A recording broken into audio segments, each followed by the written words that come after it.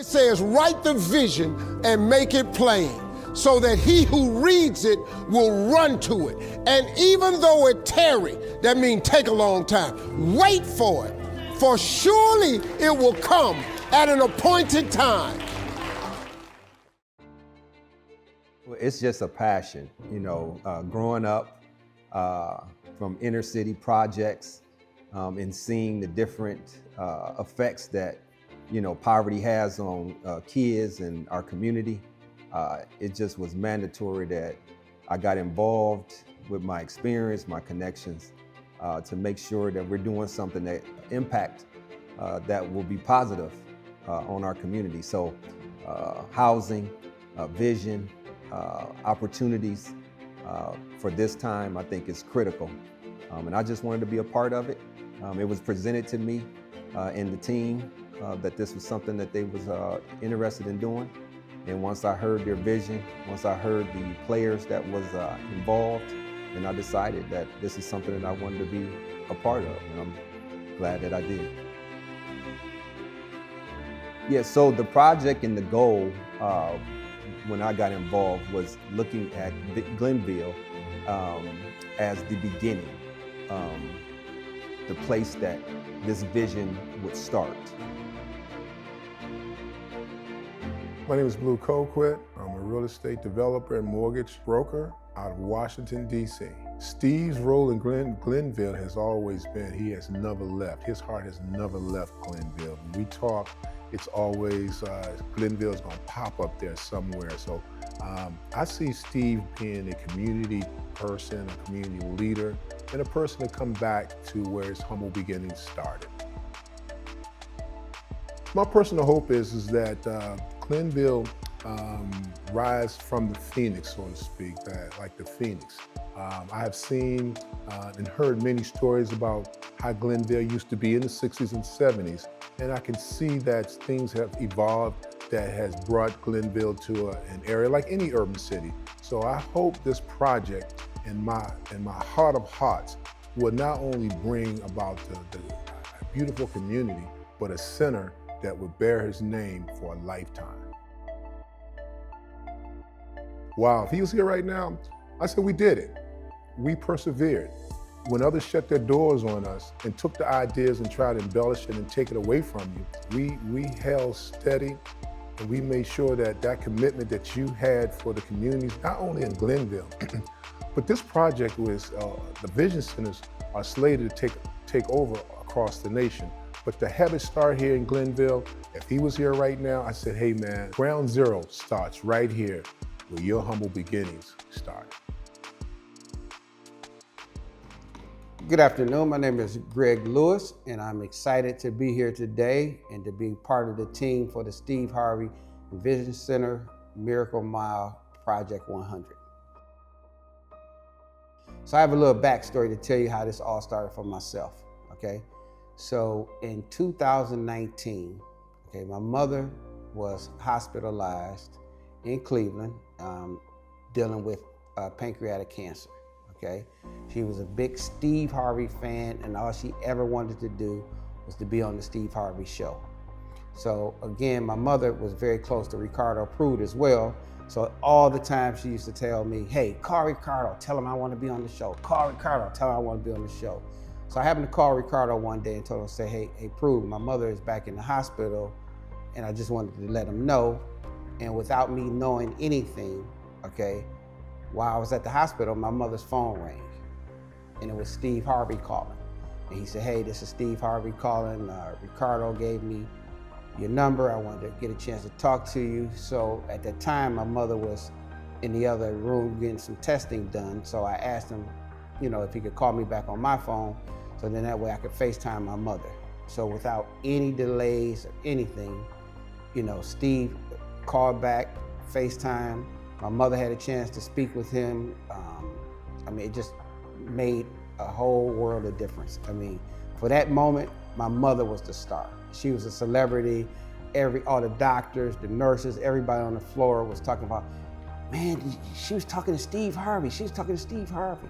But more importantly, I wanted to make sure to thank Ricardo Prude, okay, as well as Steve, because in that moment, just to know Ricardo took it upon himself without me having to ask or anything. He took it upon himself to know how important it was, because the love that my mother had for the Steve Harvey show, Steve Harvey himself, and she's never met him, never talked to him, but to have that opportunity at a time like that, and not only did she get a chance to physically talk to him on the phone, he prayed with her as well. So that is very touching to me. So for me to be able to be involved in the situation, in an opportunity, along with Ricardo Prude and Steve Harvey, if this could go as planned, I mean, it's a beautiful thing, and it's an honor for me, for my mother, and it's a way of paying back for the fact that that small gesture of making a phone call made a major difference in my mother's last days. And I appreciate it, and I want to thank you guys from the bottom of my heart, and you have no idea how much that meant for myself, my mother, my family, and the whole entire hospital staff. All right, thank you. You know, just to add to that, I mean, I didn't think it was much of a request at all. You know, me personally, when he called me, he actually didn't make a request. He just, you know, I knew his mom was in the hospital, and I knew his mom well. She's a sweetheart, and I'm thinking to myself, you know, this lady's dying of pancreatic cancer. What a great gesture to have somebody reach out to her and just kind of brighten her last days. And I was actually at a meeting at the time, and I stepped out, and I called Steve and explained to him if he wasn't too busy. He said, "Man, don't even give it a second thought. Give me the guy's number." And I gave him his mom's number, and he actually got Greg's number so he could FaceTime his mom and make it even better. So not only did he talk to her, he was able to FaceTime with her and pray with us, and it was just a nice gesture to make. It's almost like you know, like a Make-A-Wish type thing. You know, when you're in your last days, what better way to transition as to being happy as you can be here on earth, and that really made her day.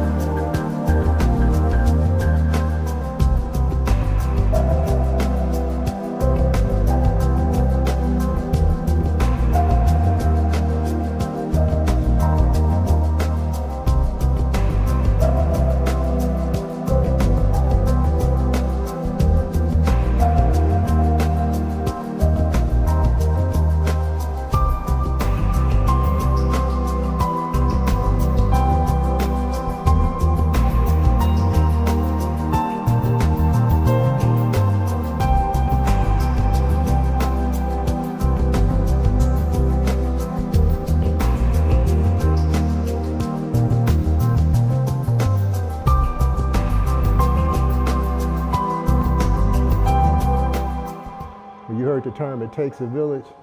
I lived in a village when I grew up in Glenville. Glenville was a village.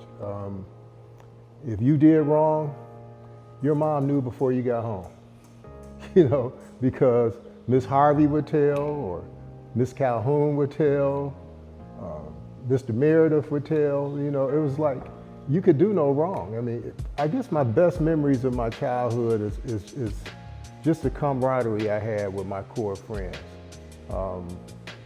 We have a sign, we call it hashtag 112 for life.